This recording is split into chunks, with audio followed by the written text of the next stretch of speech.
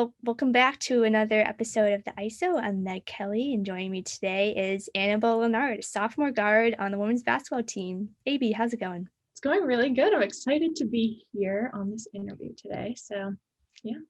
Yeah, excited to have you and excited that it's March and postseason basketball is just around the corner. But at the same time, it feels like it was just January 4th and we were getting started. How does it feel to have made it to this point? So the team's definitely so excited to be in March Madness, finally making it to tournament season. I know back in October, we weren't sure if we were going to make it to this point. So we just feel really grateful to have gotten 12 games in and hopefully a couple more to come in the next couple of weeks.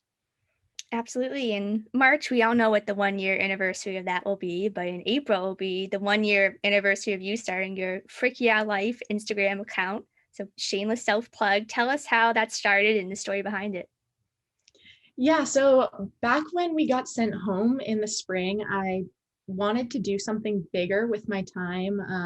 I know that I could have kept some things to myself and like the creative outlets I was pursuing, but I decided to use my I am a visual art minor, so I wanted to use that to make a bigger impact. So I started this Instagram page called Frick Yeah Life, where I made some digital drawings for just friends and family around. Like people would DM me on Instagram, send me a photo, and I'd draw it for them and then send it back. And a lot of people posted them, and it was really awesome. So I used all the money that was donated to me through that to donate to the Women's Global Empowerment Fund, which is a nonprofit organization that works out of Uganda, and they support women and children who are trying to have like small businesses.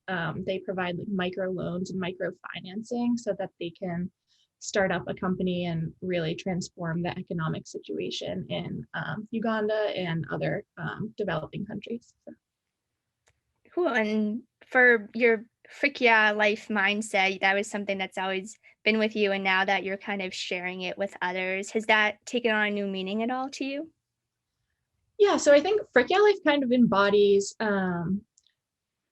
this innate optimism that I have. I know people around me have told me that it's kind of apparent, and just like positivity is definitely something that I try to make known when whatever situation I'm in. So when something maybe isn't going the best way, like I try to find the good in the situation and add a little frick yeah to the end of my description of the positivity, and just hope that inspires people around me. So with the account, I post a lot of the stories. I'll post like the random like good things that are happening, but what I try to share with the posts are some creative outlets that I've been doing, or just random little things that people can do that are really easy, so you don't have to feel like you're like constrained. I know during this time it's really easy to feel like you're just stuck in a room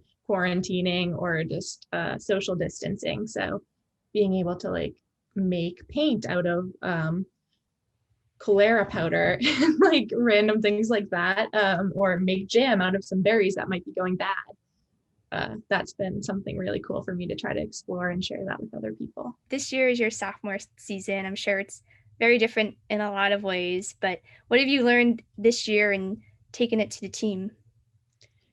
Yeah, so really nothing has gone to plan, I don't think, for any team this season.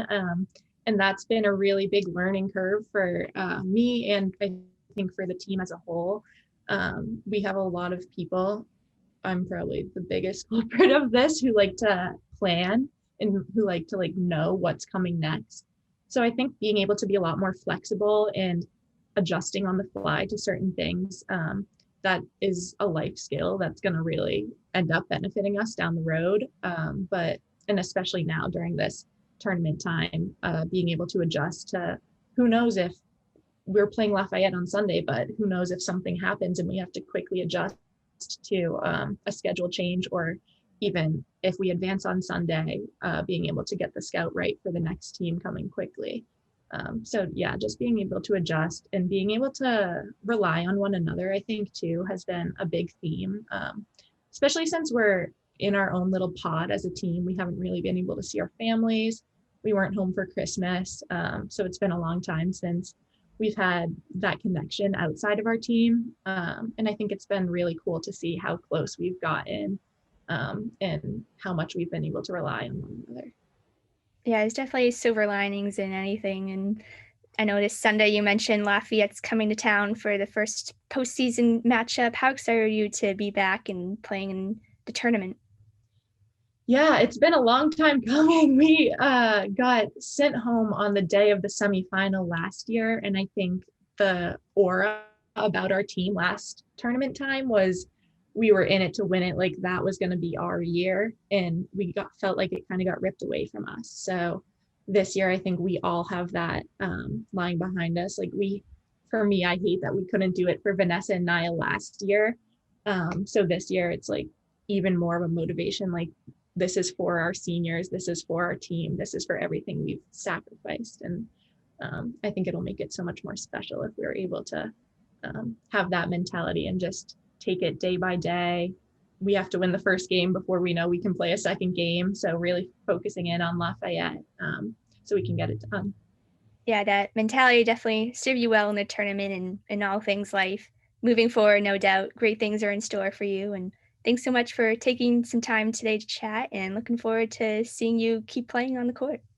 Thanks so much for having me, Meg. This is awesome.